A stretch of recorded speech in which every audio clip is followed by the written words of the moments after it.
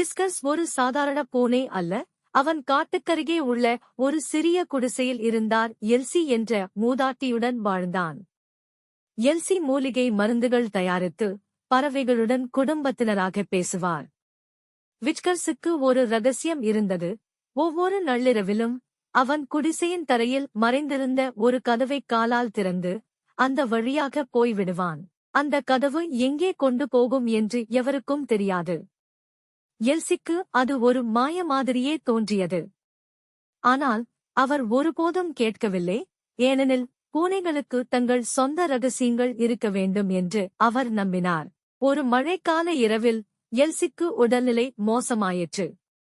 படுக்கையில் படுத்துக்கொண்டே அவர் மெதுவாக கூறினாள், விஸ்கர்ஸ், நாளைக்கு நான் இருக்க மாட்டேனோ என்று எனக்கு பயமாக இருக்கிறது. இந்த இரவு கதவுக்குள் நீ போனால் என்ன மறக்காதே ஹூட்.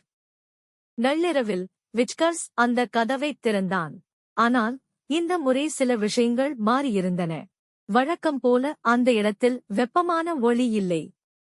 அதன் பதிலாக அந்த இடம் குளிராகவும் இருண்டதாகவும் இருந்தது. கீழிருந்து ஒரு காற்று வீசியது. அது பைன் மரங்களின் வாசனையையும் தொலைவில் ஒலிக்கும் மணி சத்தத்தையும் கொண்டு வந்தது. விஸ்கர்ஸ் தயங்கினான். பின்னர் உள்ளே நுழைந்தான்.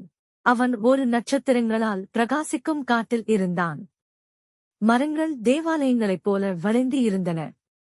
ஒரு சுத்தமான இடத்தில் சில விலங்குகள் காத்திருந்தன.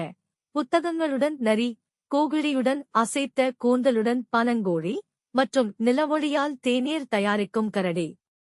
அவர்கள் விஸ்கர்ஸை வணங்கினார்கள். நீ தேர்ந்தெடுக்கப்பட்டவன் என்ற பனங்கோழி. உன்னுடைய மனிதர் இறக்கவிருக்கிறார். உன்னுடைய 9வது உயிரைக் கொடுத்து அவரை காப்பாற்ற விரும்புகிறாயா?